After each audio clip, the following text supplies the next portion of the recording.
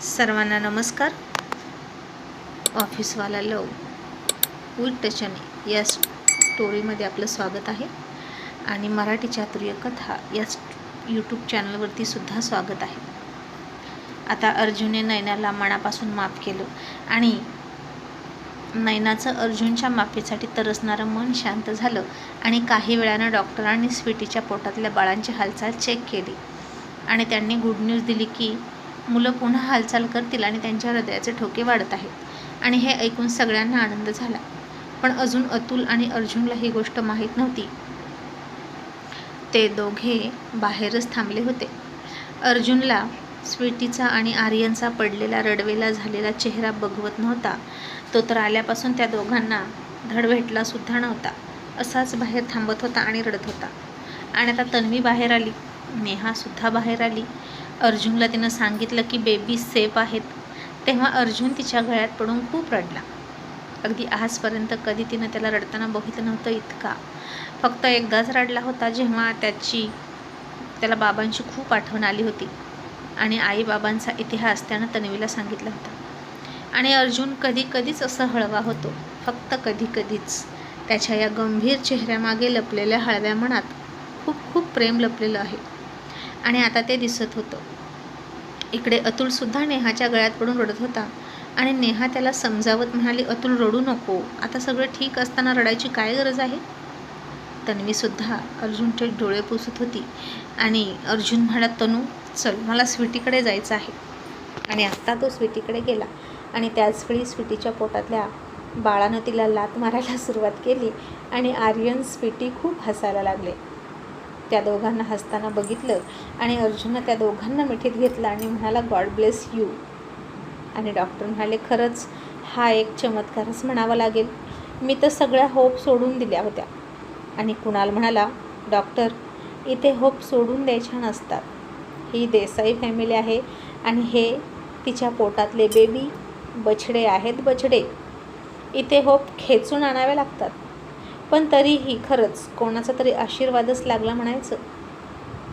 आणि अतुल म्हणाला, हो कुणाल, तुझं बरोबर आहे, आशीर्वादसुद्धा खूप महत्त्वाचे असतात. आणि मग ही गोष्ट सगळ्यांनाच कळवली की आता स्वीटी आणि बेबी आउट ऑफ डेंजर आहेत. सगळ्यांना आनंद झाला.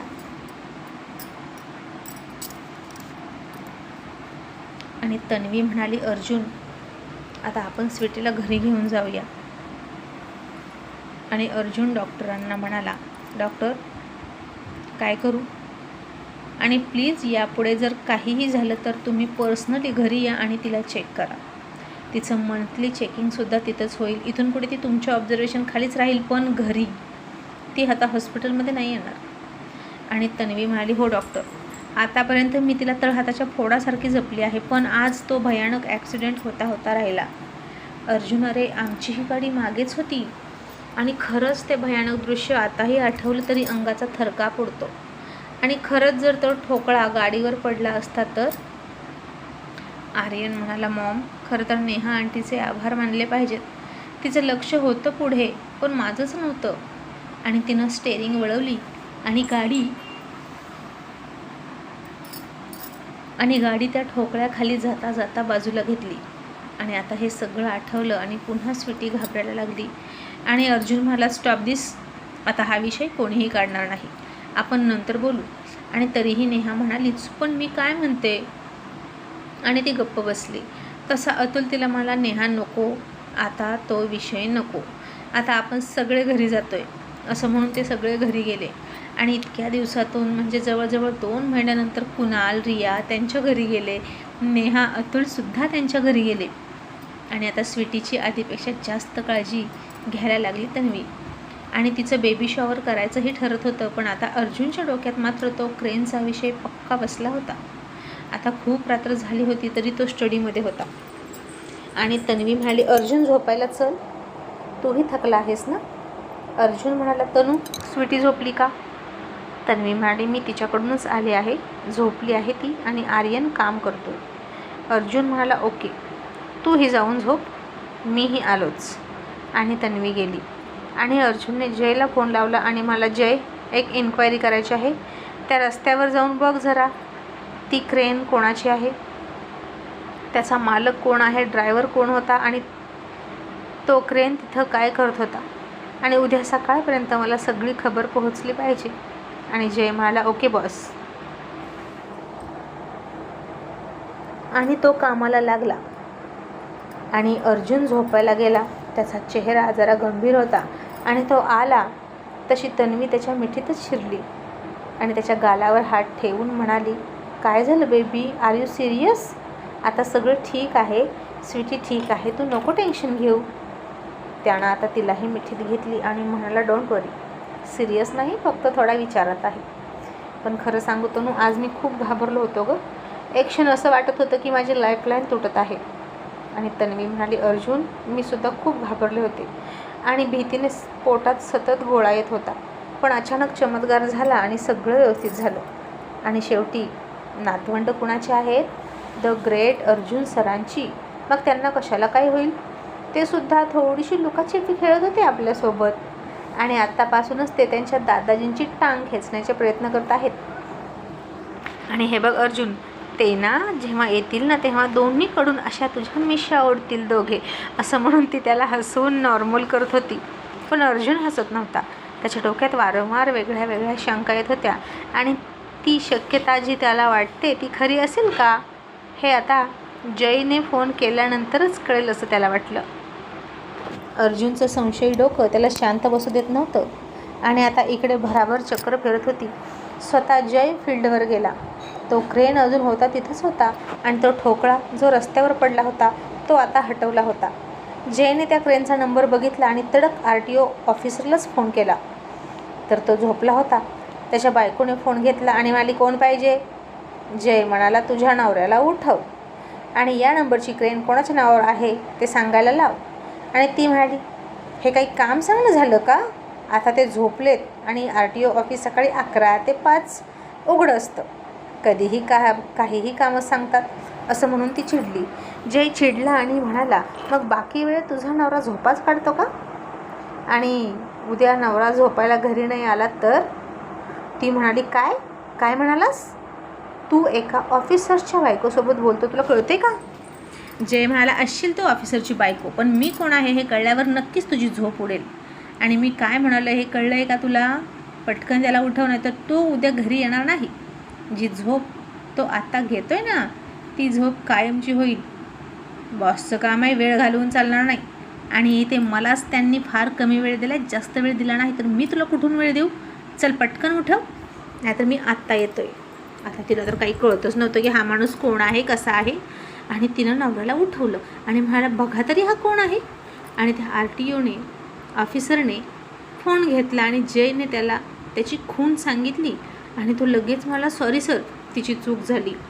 आणि तो बायकोला म्हणाला, अगं ए विडपट, तुला मला उठवता येत नाही का? कशाला तू त्यांच्याशी बोलत बसली आणि वाद घालत होतीस? किती उलटसुलट बोलत बसली होतीस. सॉरी सर, मी तिच्या वतीनं तुमची माफी मागतो. आणि जय म्हणाला, ठीक आहे, पण आता जो नंबर तुला सांगेन ना त्याची पटकन इन्क्वायरी करून दे. आणि तो उठला आणि पॅन्ट घालत म्हणाला, सर मी स्वतः आत्ता जातो, कुणाला कशाला सांगायला. आणि तो लगेच RTOमध्ये पळाला. आणि अर्ध्या तासाच्या आत जयला सांगितलं की क्रेन कोणाची आहे. आणि जय म्हणाला, त्याचा ॲड्रेस मला दे, बाकी सगळं मी बघतो आणि तू झोपू शकतोस. मग त्या ऑफिसरनं ॲड्रेस दिला, त्याच्या रजिस्टरवर होता तो. आणि जय तिथे पोहोचला. आणि त्या क्रेन मालकाच्या घराची रात्रीच बेल वाजवली. तिथंही त्याला बरंच ऐकून घ्यावं लागलं असतं त्या बाईसारखं. पण त्यानं जसा दरवाजा उघडला तशी जयनं त्याच्या डोक्यावर बंदूक ठेवली त्या क्रेन मालकाच्या आणि म्हणाला, या नंबरची क्रेन तुझी आहे का? आणि तो घाबरून म्हणाला, हो, पण मी भाड्यानं दिली आहे एका कॉन्ट्रॅक्टरला, मी नाही वापरत. आणि जय म्हणाला, कुणाला भाड्यानं दिली ते पटकन सांग. आणि त्या क्रेन मालकानं त्या कॉन्ट्रॅक्टरचा पत्ता दिला. आणि आता जय पुन्हा रातोरात त्या कॉन्ट्रॅक्टरकडे गेला. आणि तिथेही तीच अवस्था होती. तिथं तर लवकर घरच उघडलं नाही. आणि त्या घराची बेल वाजवून जयनं त्याला उठवलं. आता नोकर आला होता आणि म्हणाला, साहेब झोपलेले आहेत. आणि जय म्हणाला, फक्त बेडरूम कुठे आहे ते सांग, बाकी सगळं मी बघतो. तुझ्या साहेबाला कसं झोपेतून उठवायचं आणि त्याची झोप कशी हराम करायची ते कळतं मला. आणि नोकरानं घाबरून त्याची बेडरूम दाखवली तर तो कॉन्ट्रॅक्टर दारूच्या नशेत झिंगून एका मुलीसोबत पडला होता आणि आता जयनं त्याच्या अंगावरचं ब्लँकेटच खेचून घेतलं. तसे दोघेही विवस्त्र अवस्थेत होते आणि दोघांचीही तारांबळ उडाली आणि जयने लाजून चेहरा वळवला. त्या मुलीच्या अंगावर ब्लँकेट भिरकावून दिलं आणि त्या कॉन्ट्रॅक्टरला म्हणाला, मूर्खा, तू आता काहीतरी लाव आणि पटकन बाहेर ये, असं म्हणून जय बाहेर गेला. आणि तो कॉन्ट्रॅक्टर घाबरून त्या मुलीच्या अंगावरचं बेडशीटच ओढून कमरेला गुंडाळायला लागला. आणि ती मुलगी पुन्हा किंचाळली आणि म्हणाली, अरे असं काय करतो, सोडते. आणि तो कॉन्ट्रॅक्टर तसाच बाथरूममध्ये पळाला आणि बाहेरून जय ओरडला, पटकन ये. आणि तो तसाच नशेत टॉवेल गुंडाळून आला आणि म्हणाला, कोण आहात तुम्ही आणि असे आत कसे आलात? आणि जय म्हणाला, या नंबरची क्रेन या अमुक अमुक मालकाकडून तू भाड्यानं घेतलीस का? आणि घेतली तर ती कशासाठी, पटकन बोल. आणि तो म्हणाला, हो, माझे अनेक बिझनेस आहेत, जड वस्तू उचलण्यासाठी मला क्रेन लागतात आणि ही क्रेन माझ्याकडे आहे, पण काय झालं? आणि आता जयने त्याची गचांडी पकडली आणि त्याला गाडीतच घातला आणि म्हणाला, पटकन चल. आणि तो ओरडायला लागला. तसं त्याच्या तोंडात त्यानं पिस्तूल कोंबलं आणि म्हणाला, आवाज कायमचा बंद करीन, आत्ता आवाज बंद. तसा तो सरेंडर अवस्थेत दोन्ही हात वर करून गप्पच बसला आणि जयनं त्याला पुढची इन्क्वायरी करण्यासाठी त्या 20 मजली बिल्डिंगमध्ये आणून ठेवला, तेही डोळे बांधून.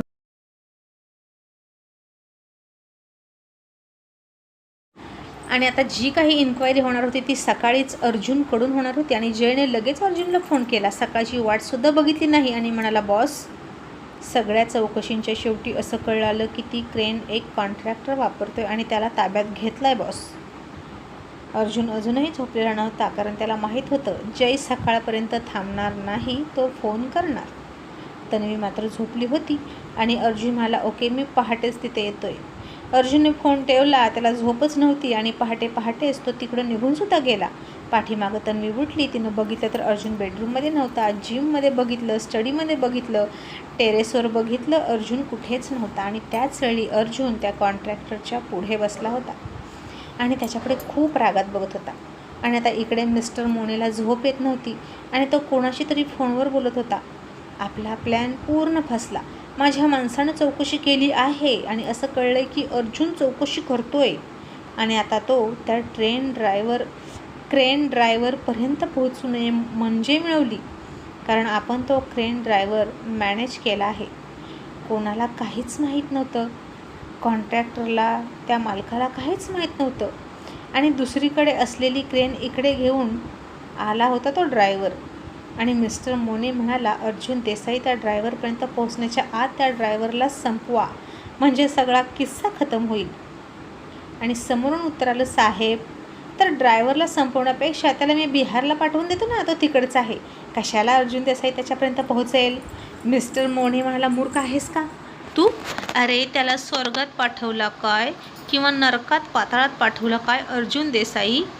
तिथं जाऊन सुद्धा त्याला उचलून आलेल. त्यापेक्षा त्याला संपवून टाक, मला रिस्क नको.